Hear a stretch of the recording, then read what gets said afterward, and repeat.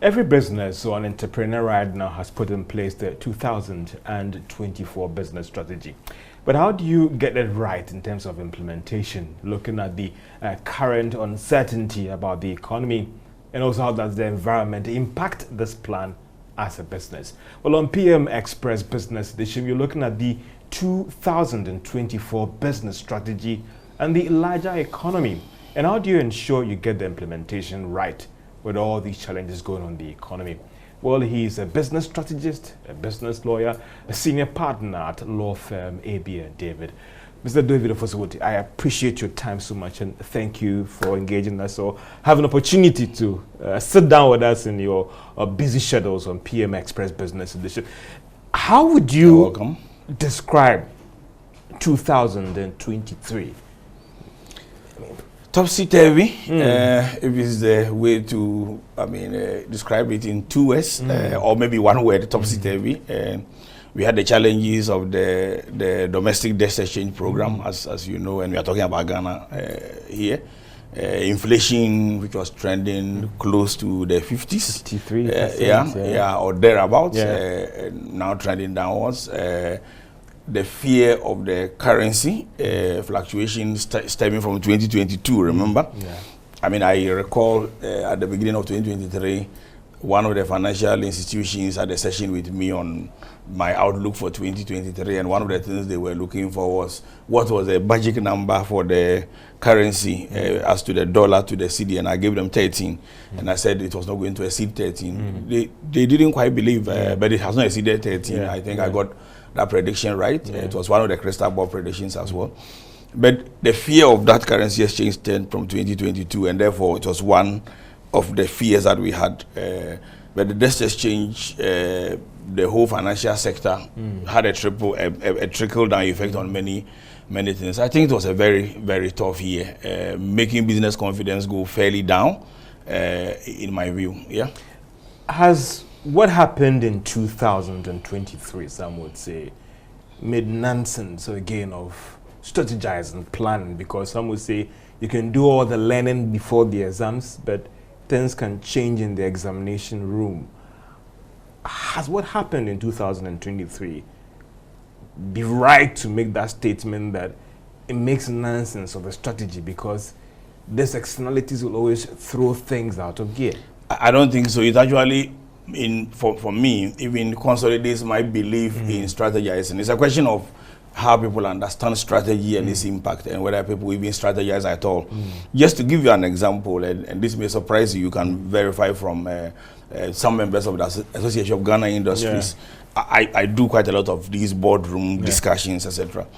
And in the session we had in early 2022, the question of whether Ghana was going to go to IMF or not came up, and in discussing strategy. And I had a slide on the board which simply said IMF, and everybody said, but the government said we're not going to go to IMF. And I said I was ready to bet if we were not at IMF by October, I would be surprised. And we were at IMF by July.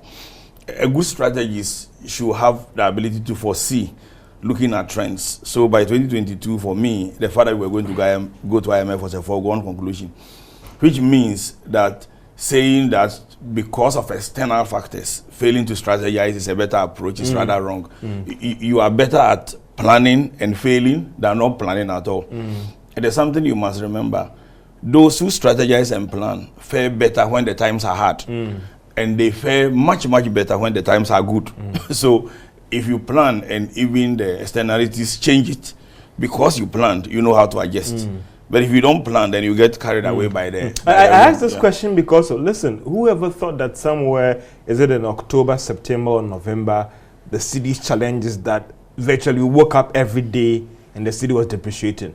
And that's why I'm saying that you look at some of these developments that happened, that is in 2022 and even 2023, and you ask yourself whether you can, because you plan that, okay, at maximum the Ghana city will hit like maybe 13, 14. And so what happened? At maximum, maybe we won't do an IMF program, and it throws things out of gear. And someone asks yourself that maybe plan on each day to look at what will happen the next day. Again, I think it is for those who don't really understand strategy. Remember, and we should not confuse 2022 with 2023. Yeah. In 2022, the fluctuation went all the way to 16 and came down. we've had between 11 and 12.5 all throughout 2023. Now, the question in 2022, rather, is whether many people predicted that. Good strategies did. I mean, if you look at if you look at government expenditure and you look at the percentage of debt to GDP ratio, you should have had an idea that the currency wasn't going to be stable. There's another more important point. You should look at the cycle. Cycle is very important in strategizing because in 2014 we had a similar situation and we were back to the cycle. Look, if I take the 17 times we've been to IMF, on the average we go to IMF every 3.8 years. So if you are developing strategy and you do not have history and cycle in mind, you are using the wrong approach to strategy. So for 2022 we had the challenges. 2023 it made it very topsy-turvy, as I have said. And now those external factors are part of the factors you take into account in strategizing. And that is why strategies come up with a lot of tools. For example, one famous tool for strategy is what is called PESTEL. And PESTEL enables you to be able to scan the environment and see what is happening in the environment. And if you did a good analysis of the environment, you should have a very good idea what you can project. You cannot be precise, for sure. Some wins will come that you did not expect, but at least it gives you a better stand. And if you did that before you did the so-called famous SWOT, I mean, I do SWOT with a double T. I always say what is the other T? The other T is strengths. I separate trends from threats, and I separate them from the strengths and weaknesses and opportunities. Because if you take trends on its own, there are things you might miss in the first four that you may actually be able to pick, especially trends which don't necessarily impact on your business, but which indirectly may be having that long-term curve that affects you in a way that you do not expect. So these factors enable you assess the environment. I mean, let's take a simple example. Nobody could predict COVID, or at least nobody predicted COVID. But if you had a good strategy and you were expecting to import from, let's say, China, and COVID happened and China closed down, then you know that your supply chains are locked up. And therefore you need to find new supply chains. But a good planner will always have the what-if effect. The what-if effect is simply, I'm importing from China. Your strategy should tell you, what if China closed down? You may not know it will close down from COVID, but you have your plan B for your alternate sources of supply. Israel, Hamas war may be far removed from us, but initially my view is that it wasn't going to affect fuel prices. But look at what the rebels, the Houthi rebels are doing in the Red Sea. Is it going to impact on It may, and therefore you need to be planning how if your business is very dependent on fuel sources, it may affect it. So these are all factors you take into account. So we cannot completely say that because external factors affect our strategy, we should discuss strategy altogether. I know that for every right business, let me use the word quote, serious business, the planning and strategy had been done somewhere around July last year and all the rest and all those things. And those who are there who would wait for the multinationals and their bosses in Dubai and Mauritius to send them the plan to work around the local strategy and all the rest. Looking at what is happening now, is it too late to rejig that plan for this year? Because certain things are happening. We'll be going into the IMF program, we're going into the possibility of government starting to repay its debt and all the rest, and how that would impact on the business. The bit about election-related spending and how things will go, revenue and all the rest. Is it too late to try and rejig January 2024? It's absolutely never ever too late to rejig strategy, to use your words. And I think people confuse strategy with tactic. They are two different things. Strategy is the broader goal and how to achieve that goal. So I have a goal, I have a target, and I've strategized on how to achieve that. Tactic is what I do on a day-to-day basis, and that you can rejig. You can change the whole strategy if necessary. The other thing important to think about when you are talking about strategy is that it's a continuum. You cannot just say, I'm strategizing for 2024, unless you are a startup. You are strategizing for 2024, 2025 upwards because of what you have already done in 2023. So it builds on what already exists. So if you are not building on what you already exist, then your strategy is wrong unless you are starting or you are completely changing your direction. So that's a very important. The third aspect to think about or to focus on is that strategy depends on the rank of the ladder you occupy. I mean, and that's one of the criticisms I have with African governments. Medium size, or exactly. But besides, African governments plan our strategy as if we are the US. We do inflation targeting and all those kind of things. We doesn't really apply to our economy. Should we stop doing those things? I've been talking about it over and over. You don't live on credit. Yeah. You don't. I'm not saying we should stop, but we overemphasize it. You don't live on credit, and therefore monetary policy adjustments doesn't affect your consumption that much. You live by buying everything. We did 5 monetary policy adjustments. But and all the rest are affected by that, and they do things that impact on me, George Wiafe. I understand that. I perfectly understand that.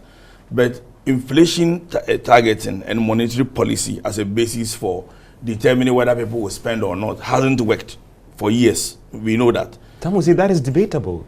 Well, that's my stance. That's the reason. That's the beauty. That's the beauty of being able to to discuss. My point is, if you have an economy that is focused on credit and borrowing, a slight adjustment to make people spend less. But when you have an economy which is not focused on borrowing, an adjustment in monetary policy rate increases the bank lending rate. It increases the cost of doing business, and businesses pass it on to the ordinary people. And therefore, it creates inflation more than reduce it. Turkey and China did the opposite. They reduced monetary policy rate during the global inflation era. And initially, it looked like they were wrong. Now the results are very clear. But Turkey is struggling. Maybe China. But China isn't. But Turkey is struggling. That is why I keep saying that strategy depends on the rank of the ladder you occupy. You need to look at your context. Strategy also depends on your goal. Let me give an example. If our goal is to increase productivity, then increasing monetary policy rate is not the right measure to drive productivity. Because remember, our context for me is that part of the problems of our that causes inflation is lack of supply. Ghanaians generally don't scale in our production. Therefore, if you bring policies that stop them from scaling up, you are actually reducing supply, and the moment supply goes down, you are actually increasing the demand for it, and it will cause more inflation. I'll tell you one basic thing, and I know you will say debatable. One of the things our economists should be doing is focusing on behavioral nature of the Ghanaian. Behavioral economics tells you that a people's behavior determines how they behave in the economy. We talk as if the small percentage of people who live in Accra, Kumasi, Takoradi, and Tamale, and who are the elite, who drink coffee every morning, represent 90% of the people who eat fufu or wache in the morning. The way what you eat in the morning affects how you behave as a person. So the point I want to make, and you made us digress into this inflation thing. The point I want to make is that as a strategist, you need to look at what is the context within which you are operating. So, for example, driving more listeners to your radio station or your TV station, the strategy for that is different from driving more clients to a law firm or driving more people who buy cars. Each of these strategies must be context specific.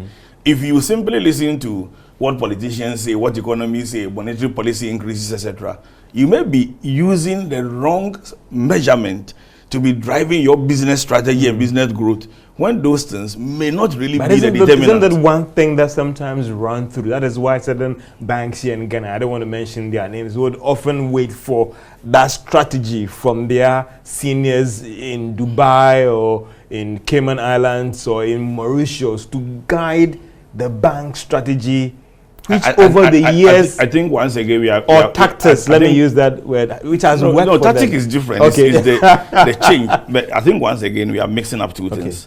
We are mixing up strategy with the results of strategy, and how we measure performance. Performance measurement is global. If your return on capital is X%, that's what it is. I can have a different standard than you. If your cost of production is this, that's the standard. It's very global. What leads to you getting that return on investment or you're being able to meet those benchmarks is a different thing. The context is different. That is the reason why you see, just to use an example, KFC may want to change the taste of their food to fit a bit of local consumption. Some of the foreign fast foods are now doing jollof, which you will not find in New York if you go to New York. You have to contextualize it, because what you want to do, your strategy is to boost consumption and sales. The people here are not drinking coffee. They are eating jollof in the morning. So give them jollof. And that is what strategy is about. It's context specific. If your principal in New York gave you a benchmark that I need you to have this return on investments, and I do that because when people buy a sandwich or they buy a burger, this is the result, and you keep producing burger, you are selling only to George Wiafe and David. The ordinary person from, excuse me without meaning anything, from Butimejebu may not be eating burger. You need, if you want to have him eat that food because it's urbanized, you need to sell him maybe fried yam in a very nice way. So you make the same return on investments. If one is about standards, the other one is about the product and how to reach the people to buy more. Let's come to the macro situation and how its impact on that tactics and strategy. And one would not forget about the 2024 budget. There are some who would say that it still breeds a lot more uncertainty than thinking that this is what government is going to do. Well, I mean, one of the challenges I have had, and this is not the first time I'm saying this, is that anytime we have had challenges with our economy, and again, I've said we go to the IMF every 3.8 years on the average. So anytime we've had these challenges, the typical approach is to restore financial stability and macroeconomic stability. But it appears our approach to that is towards destroying the micro. So we intend to create the macro stability by overtaxing the micro. That's a big challenge. And it constantly prevents businesses from scaling up. So I'm not oblivious about the macro environment and the fact that the steady macro environment allow businesses to thrive. So that's a fact. However, I think to the extent that the macro is often dictated by external forces, especially when we go to borrow. I mean, the micro enterprises should be putting their strategies in a way that as much as possible causes them to depend less and less on policies of the government. Because the more you depend on those policies of the government, the more it affects you. I mean, we all know what happened to the banks and the liquidity challenges that they have had. There is a proposal to give some liquidity stability support to the banks, etc., etc. Again, this is recurring after the 2017 financial challenges that we had. Obviously, businesses will borrow from banks. I don't have any doubt about that. But I'm saying in any sector that you can depend less on government policies or expect government policies to be the basis of your growth, as much as you can depend less on it, the better it is. Say in an economy like Ghana, it is quite difficult. It is. Where government spending stimulate a lot of things for you to where if you're a contractor and you've done projects for government and you're waiting for money being paid, it has to be paid for it to be given back to the banks to stimulate lending. Some will say that is quite a difficult thing. That is why strategy is important. So if your business, like a contractor, and I represent quite a number of contractors, so I understand this business very well. I mean, just yesterday I was talking to one of them who is owed about a quarter of, about, let me say, about approximately $25 million. And it's almost getting him go bankrupt, I mean, so to speak. So I understand the situation. But a good strategist will then understand diversification and will understand that as a business of that nature, you need to diversify. Why? Because a good business strategist will tell you that if more than 20% of your income is from one source, you're already in danger. So if your entire income as a contractor comes from government, then you should begin to be looking at other private sector construction that I can do. And if still I want to do remaining construction. You know, there were quite a number of Chinese firms who were in this. I don't know how many of them you still see being very active, especially since the DDEP and the debt restructuring. There's a few of them. Because it was all dependent on government, or mostly. It kind of slowed down. It will return. This is a cycle, I know. But a business strategist to begin to learn how to diversify. I've spoken to a contractor who is going into agribusiness and diversifying the portfolio. You may also, and construction is, I mean, I've talked about construction sector. In different sectors, you may need to find other sources of generating income. Frankly, there are 3 ways to actually generate income. You increase the price of what you're already selling.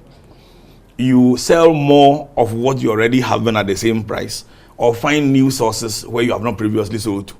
So a good strategist will say that in the context of all these challenges I'm facing, because I'm dependent on government, which of these three options do I use in order to diversify my portfolio and generate some income which, as much as possible, does not depend solely on government? I'll still be coming back to the budget because it looks like it is still a major area that will shape what you have to do. This is PM Express Business. As we look at the 2024 business strategy and the economy, how do you ensure that you get the implementation right? Be right back after this break.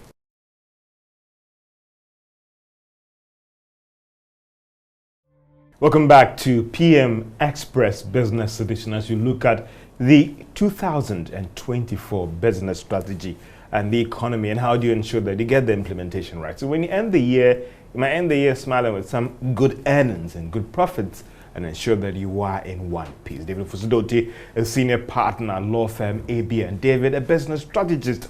And, well, someone want to call him an economist, but even though he would want to always disagree with us on that one.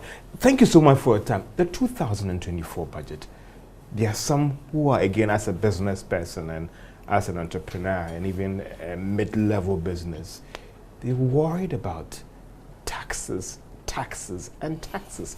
And they feel that they are being taxed to their grave. Some of the entrepreneurs, they're worried about that one. What should be the strategy? We do. I mean, and I've talked about this over and over. I just said a few minutes ago that we tend to stabilize the macro by destroying the micro. Interesting. And, I mean, if you overtax the businesses, you are essentially killing the businesses at the micro level. But you do that. Is that the situation? You do think that is the situation that we are overtaxed? I mean, we are overtaxed. There is no doubt about that. But let me define the we, and I think that is where the challenge is. The we are those who are paying taxes. The people who are not paying taxes are outside the bracket are large, and therefore, because it's easier to focus on the formal sector who are paying taxes. Once you pay tax, then they always come after you with new introduction. But it's interesting. I had this way back in secondary school. It hasn't Over changed. the years, the strategy, the argument, the works, IMF, you know, the Swiss government, technical support, it appears we have not gotten around this challenge in terms of trying to bring in more persons into the tax bracket. So the same Mr. Dorte and David and George AB and all the rest are the same people paying the taxes. You know, George, I've made this analysis before. It's not complex. It's not a very complex thing. I think educated people look at things in too sophisticated a way. And at times it creates problems for them because they're analyzing things using the lens that they should not be using. How many people have bank accounts in Ghana? You know that figure. We had 3 million long ago, but let's give 5 million. Let's give 5 million. So I've heard figures 3, 4 million, etc. Let's make it 5 million. How many people vote on the average? A lot. It's about 16 million. Yeah. So that means that you have a third or less of the people who are above 18 who have bank accounts. Yeah. Now, how do you tax people who don't have bank accounts? Now, one of the biggest opportunities we got was when people were using mobile money. And I made the statement before that e-levy was a wrong policy. What we could have done was, because a number of people were now having mobile money, using mobile money, one of the ways to have included them is simply to have asked all the telcos to turn every Momo into a bank account, zero balance bank account. Just because you have a Momo, a bank of your choice, I give you a bank account, that will have brought in the additional 80% we are lacking. Because you can identify them. What do we do with that? What we do with that is that we check how many of you have got a tax identification number. You and I have, and that's why we keep paying more. If you don't have a tax identification number, that means you are not paying tax. It's as simple as that, unless you are paying some local government rate and they tear the ticket for you. Hopefully, that's what is being done. But other than that, if I gave you a bank account, then I do a simple thing. I go back to turnover tax. Every money that goes through your Momo, I take 5% of it. In order not to be taxed, you go and get a TIN number, because if you get a TIN number, then I can track you. That way, we will have brought people into the financial sector, the so-called financial inclusion. I would have had an increase in people with bank accounts who are above 18. I will be able to give a tax identification number, and then I wouldn't do e-levy. So that was a way that you could bring people into the bracket. If you don't bring people into the bracket, then those who are already paying pay more. And why do they? Because when we are broke, we go to IMF. The first thing they will tell you, among other things, is that tax to GDP ratio is low. And that's why they're putting pressure on government to raising more revenue. Yeah, between 15 and 18%, which is below the average, even on the continent, to the people, the group we belong. And therefore, you need to increase your tax to GDP ratio. How do you do that? You do that by collecting more from those who are already paying. Yeah. I've already told you that for the private businessman, there are 3 ways to increase income, right? Increase what you are selling, as if people will buy. And I may come back to this. It's an important principle we miss. Sell more of the same at same price, or find new sources of buying. Now let's turn it into government. How does government increase income? Because government is quote and unquote not a business. Simply create more new taxes, or get the people who are paying to pay more, or go to areas who are not paying and collect the taxes. Same principle. We've lost the third one. We've never been collecting from those who are not paying. And therefore, we are collecting more from those who are already paying and selling more taxes to them. That's exactly what is being done. So it stifles business.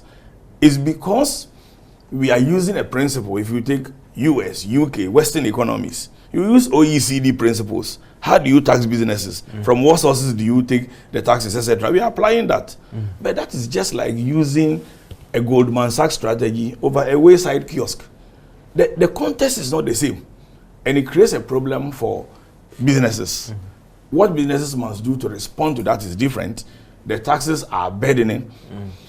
And let's forget, taxes are not the only thing that affects businesses. Cost of borrowing affects businesses, which is why I have a problem with monetary policy rate increases. Because when you look at the build-up of cost of borrowing, the major factor is loss provision, unless something has changed.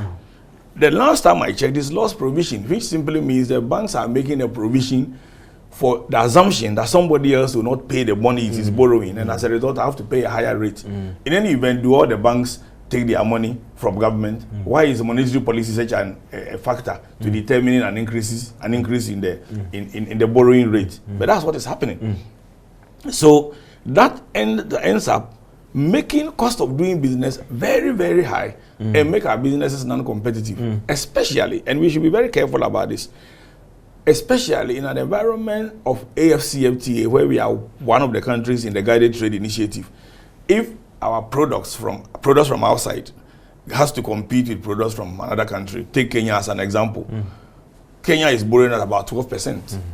Recently, when it went to 13%, there was hue and cry. You are borrowing at about 30%. Cost of power to industry in Kenya is less than Ghana. If you take Ethiopia, cost of power to industry is 6 cents per kilowatt hour. Here you are doing anything between 13 and 19 cents per kilowatt hour. So your cost of production is higher.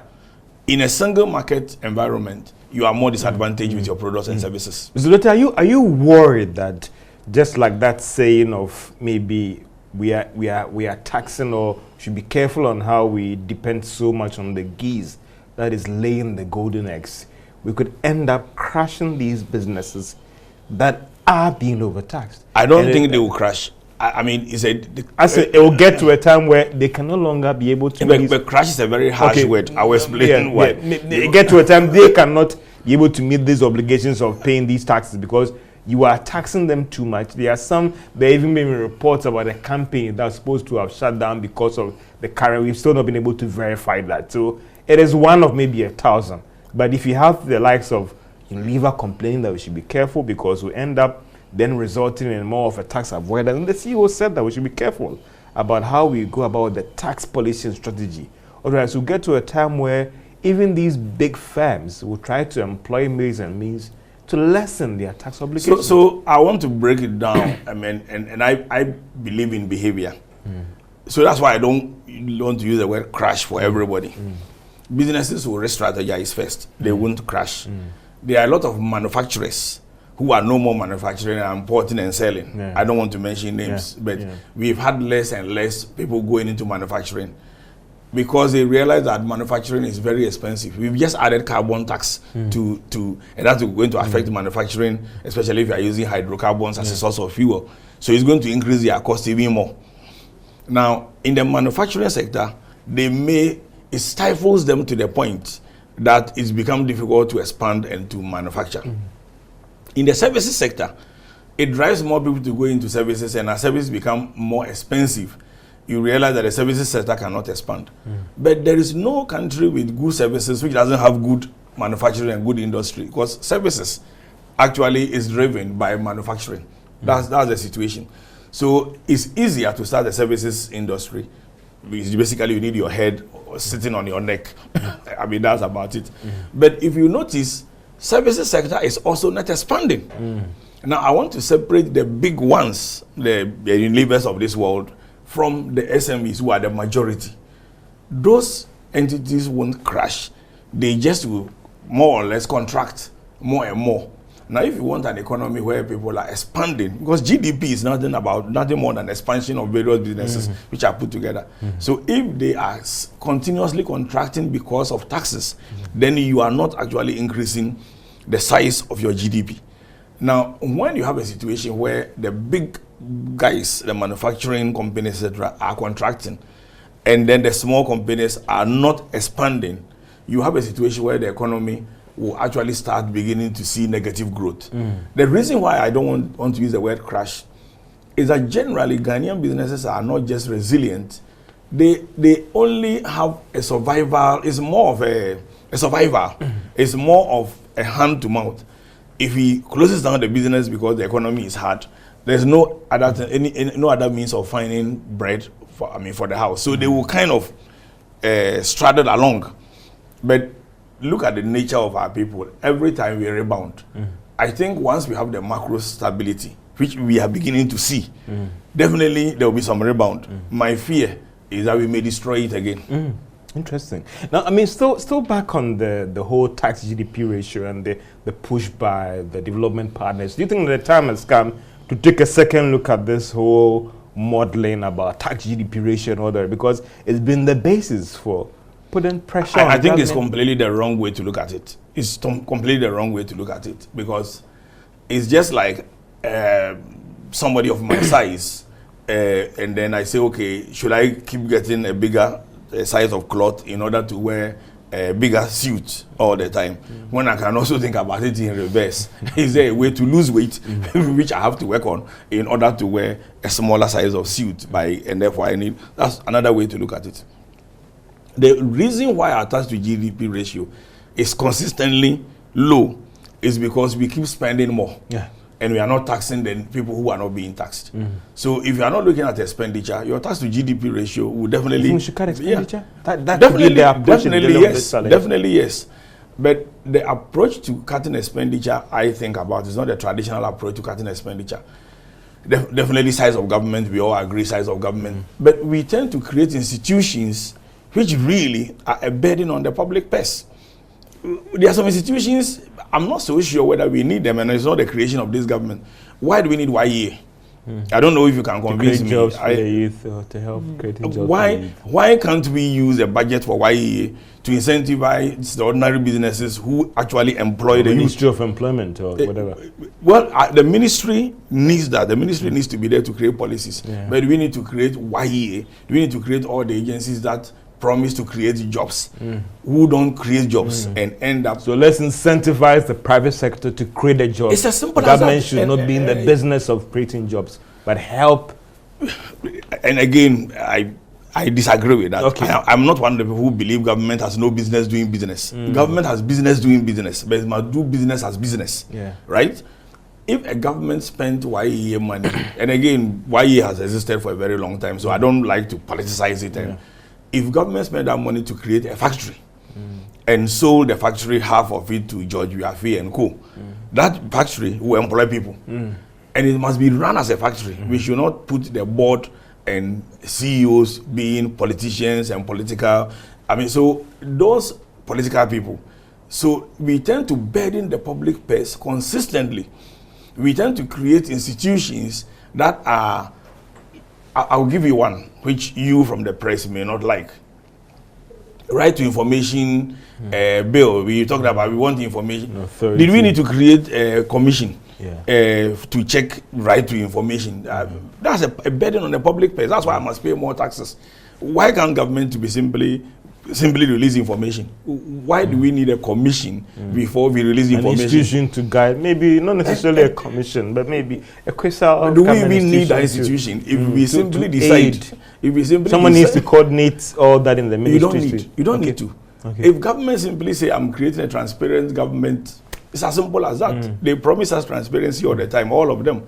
Why do we need an institution? And by the way, remember that notwithstanding the creation of an institution, you still don't get the information that you want. So if we create these institutions which end up failing and which end up burdening the public sector and the public purse as well as the private purse, there are many people who support the creation of all these government agencies, forgetting that they are actually the ones which makes government expenditure go high, which ends up letting government come back to us. Mr. Dorte, you are a lawyer yourself. I mean, help me. I mean, I've had an interview with the Unilever MD who actually warned that if we do not get this whole tax strategy and policy right, we will get to that level where even those in the formal space will adopt strategies to lessen their exposure. I agree with him.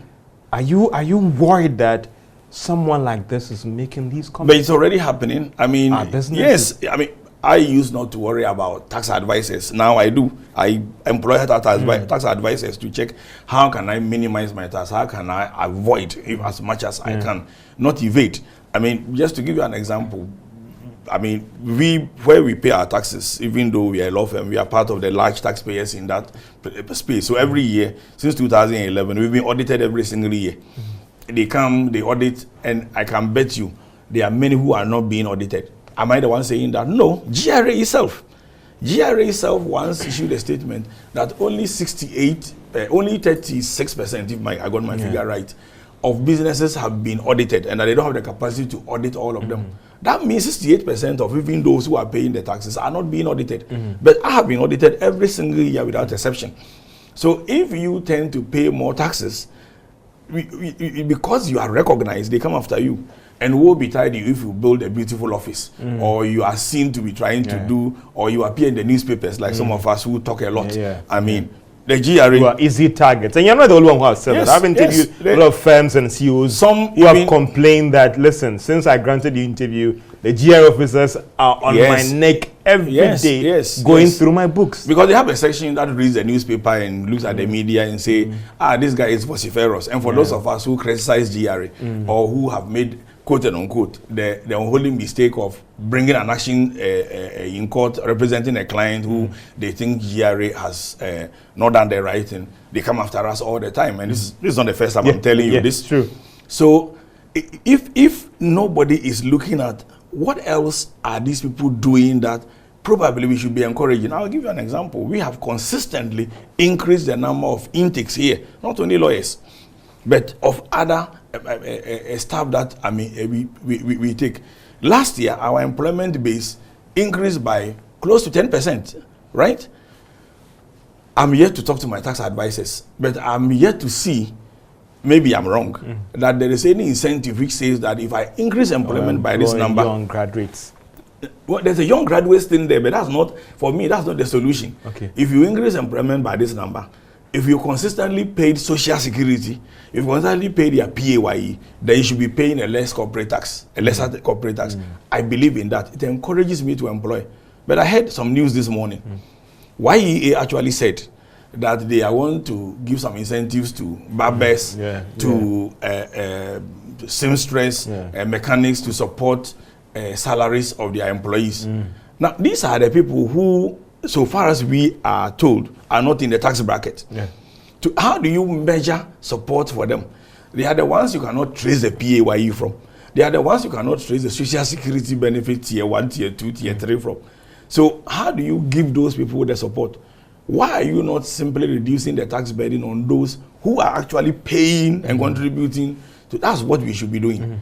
That way, you can generate more employment, and we don't need to put the burden on the public purse. I think that is what I'll be coming to the IMF program and how things are going, and also how that will also impact on your strategy, and also your crystal ball program. And also, let me tap your brains on the predictions and what we'll be looking at. This is PM Express Business Edition to look at the 2024 business strategy and the economy, and how do you get the implementation and the enforcement right. We'll be right back after this break.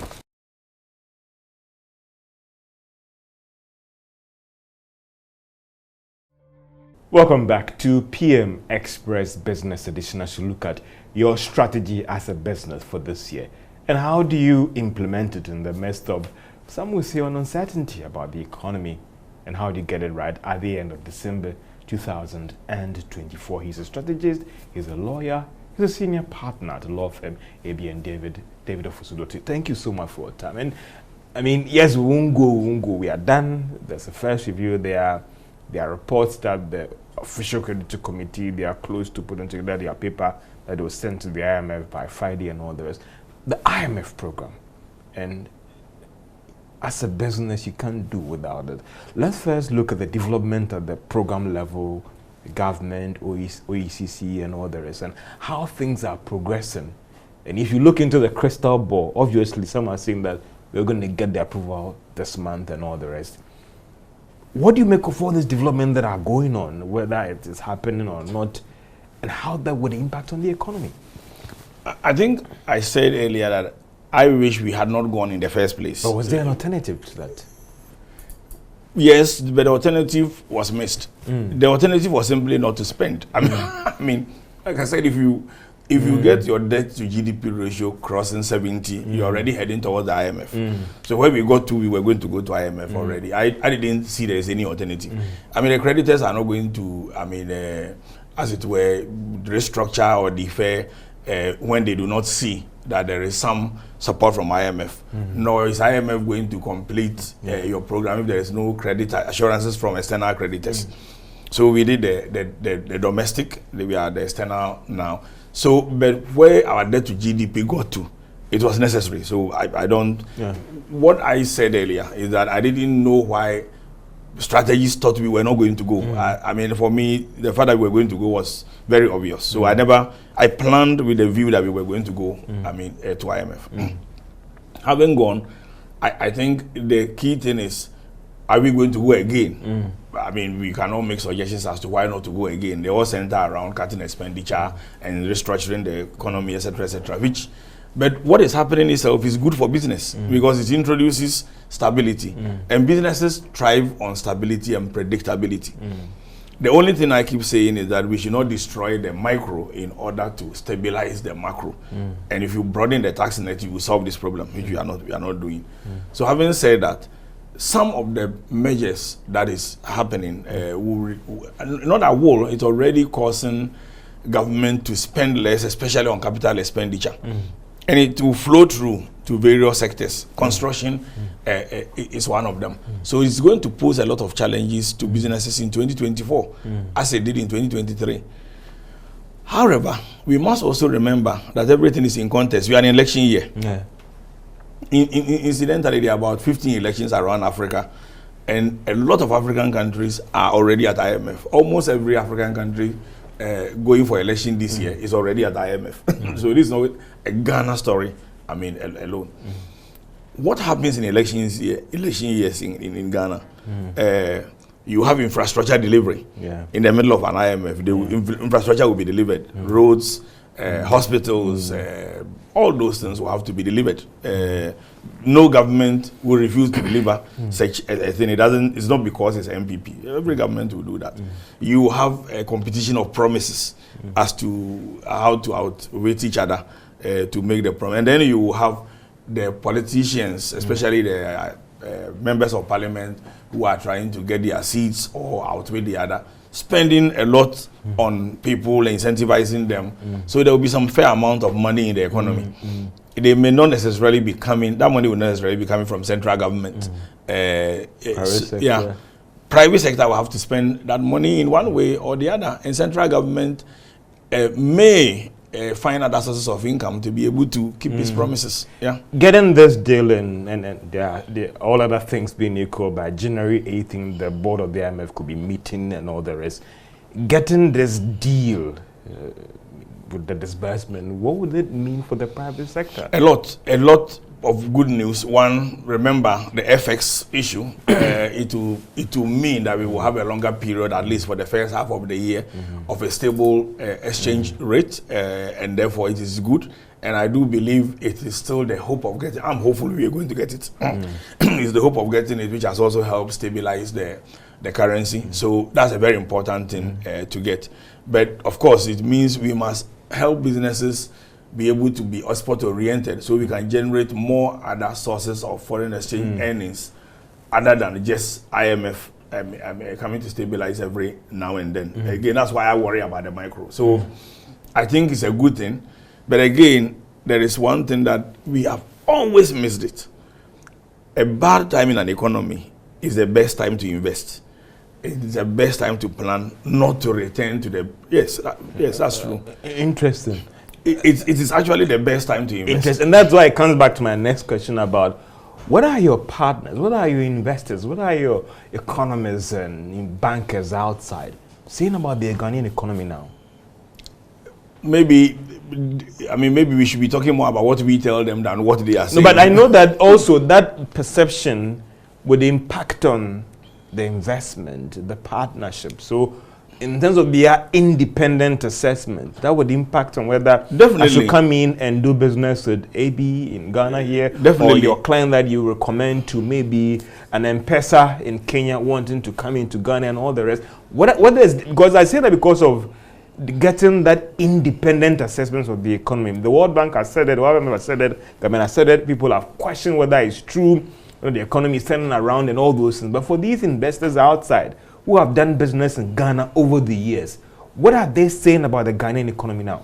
Interestingly, everybody was worried in 2022, 2023. But I see more requests for investments than I used to see in 2022. Now. Yes, now. So, and I'm saying that bad times are always the best time to invest.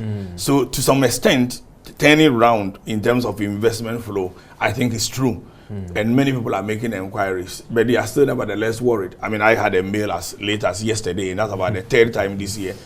Do you think Ghana is going to get this IMF deal? And should we go ahead with our investments or not? Yeah. The question, which is a deeper question, is where are the investments going? Which sectors are people making inquiries? Is it manufacturing? Is it the financial sector? Is it services? Is it agribusiness, etc.? Because where the investment go also determines how we perform in future. So yes, many people are making inquiries. That definitely, I mean, it's true. It's interesting that investors are looking at this fund program before they come on board. This IMF program and that is quite. I shouldn't say an investor. All the investors I know are looking at it. They are looking at it not because they are getting that as a source of income, but as a source of macroeconomic predictability and stability. The other thing they are worried about definitely is the election. With the government overspend, is IMF program going to extend to 2027, 2026, 2027, or are we going to have the 3 years and we exit? Those questions are being asked. But it's not exactly deterring investments, because there are those who know that we go through this cycle. There are some areas where investors are being deterred, manufacturing in particular. Why? Because the other factors that drive the deterrent is not just an IMF program or a macro stability environment. The cost of manufacturing is extremely high. And there are many people who are scared about the cost of power, the cost of borrowing, the cost of labor, the taxes, which is why, much as I am in support of the government's support for COP28 and energy transition, I'm not so comfortable with the carbon tax.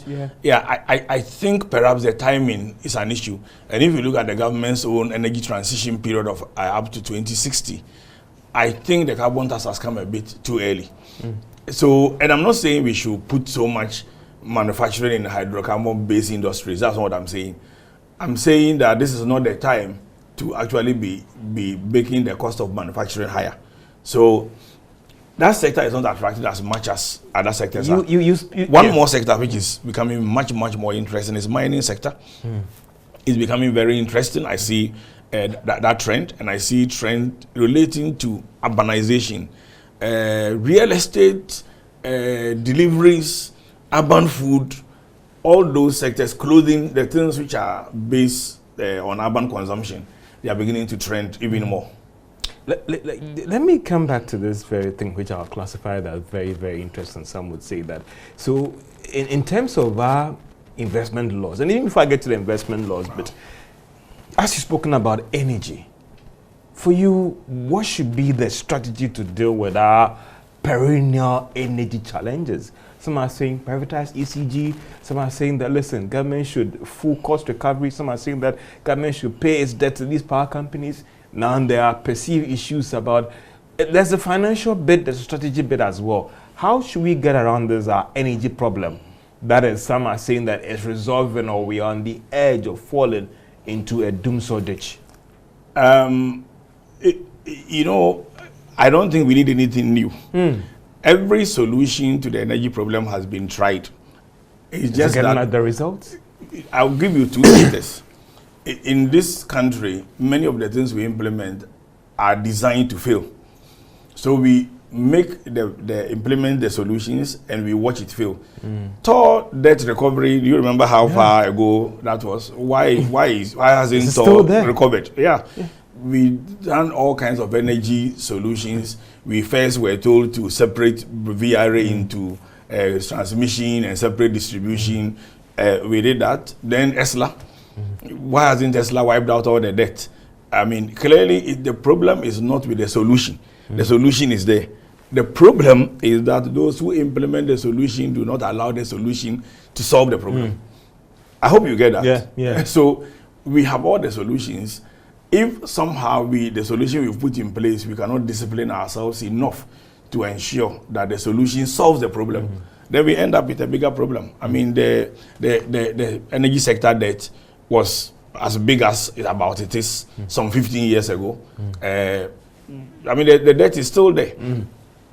If you ask me what we should be focusing on in the energy sector, apart from clearing the debt, our strategies are to bring the cost of power to industry lower. We are not even thinking about that now. Until we think about that, you cannot boost production, and that worries me. So I think we have two things to do. Everything that takes government as much as possible away from being the solution to the energy problem.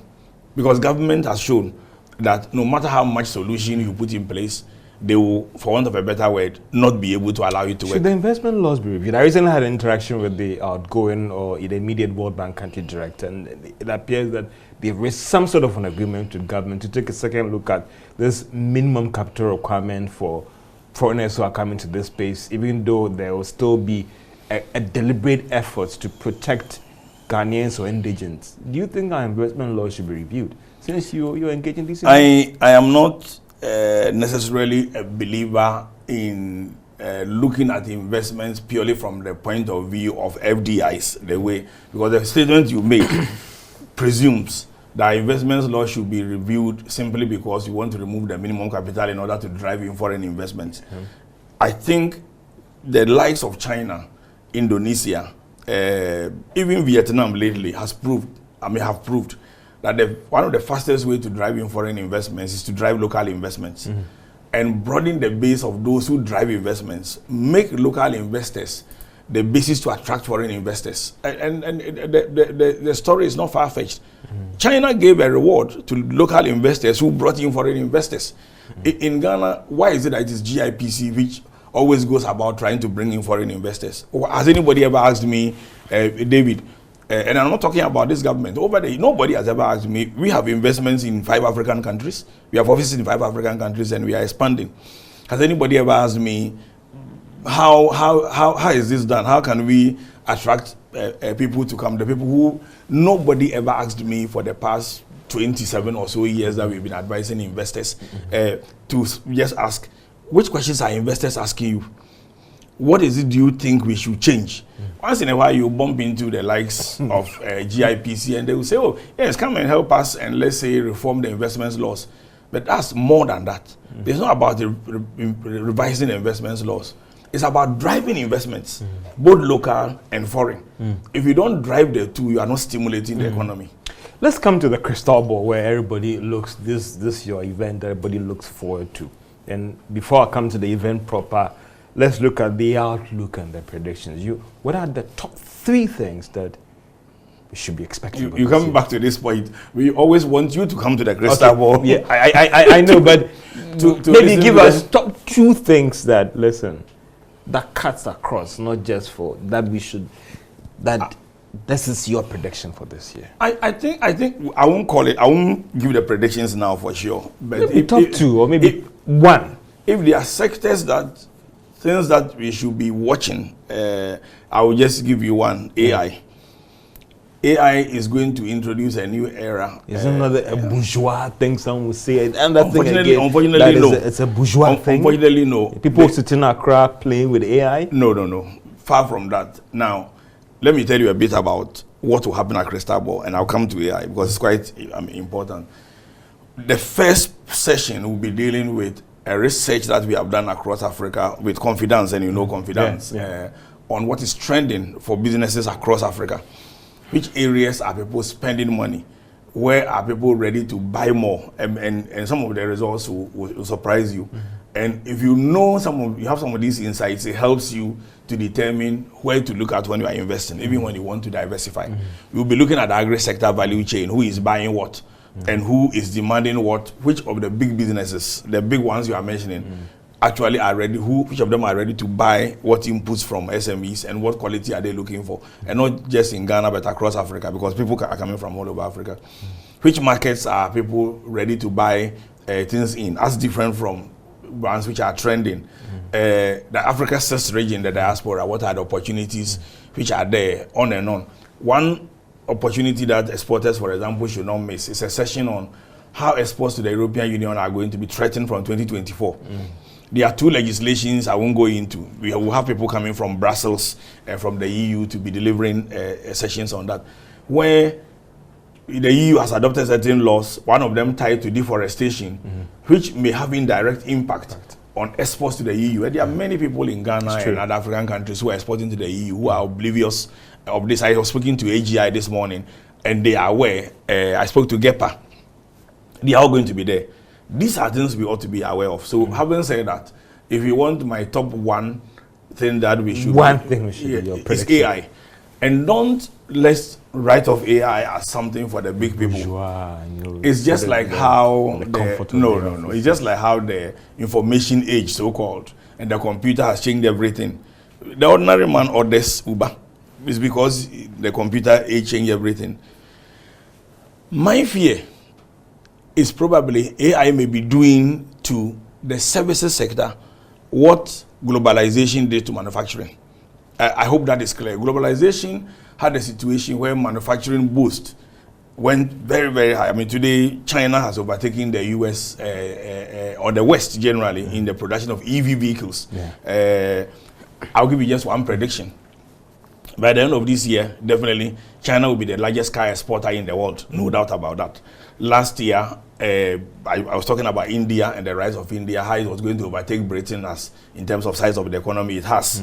And Britain and Europe's economy is becoming less and less strong as against the East. So you're going to have some of those things. But AI may have the impact that globalization had. Globalization led to China's rise in manufacturing. And that's why when COVID happened, the so-called supply chain, because China closed up. Now, what you are going to have with AI is that as China is going to be the leading nation when it comes to application of AI, as it's applied to all sectors, it may have a situation where repetitive things are going to be done so easily by AI that it may wipe out a lot of services in the SME sector. That is my biggest fear. I hope that fear is not realized. And therefore, if I were a business, it doesn't matter what type of business I'm into, I'll be looking into how AI is going to impact on me. And you have only two choices, two options, rather. One is straight to wipe the production or your services out. Two is ability to increase your production if you adopt it. And therefore, it's an area to focus on in 2024. What is the prediction for the Ghana city? January 18th, Thursday, at Labadi Beach, 9 a.m. I'll be making the predictions and I'll be talking about that. And what should we be expecting? So who can come to this Crystal Ball and all the rest? It's open to all businesses, especially those who want to look at 2024 and have a very good outlook and factor that into their strategy.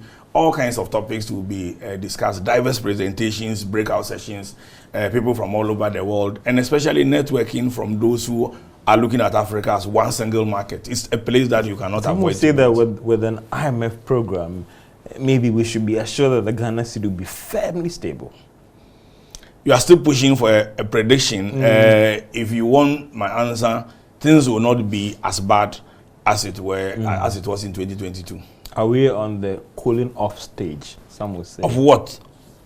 Post the struggles and the turbulent times. I think already we are in the cooling off stage. I think we've been in the cooling off stage since 2023. Is it right to use the expression turning the corner? I think I already said that to some extent.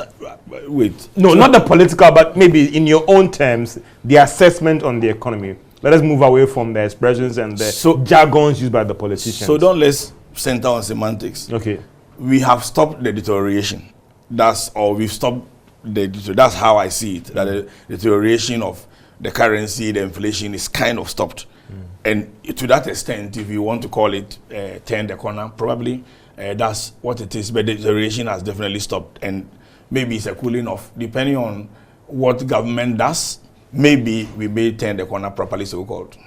I'll still be looking out for your prediction on the Ghana cedi. So David Ofosu-Dorte is a senior partner at law firm AB & David, also a business strategist. And I know that still the debate will still be on about how to get it right to end the year. I'll be looking forward to his prediction on the Ghana cedi. There's a crystal ball event. And also, what should you do right in terms of AI and the threat to your business? This has been PM Express Business Edition. My name is George Wiafe. Have a great day.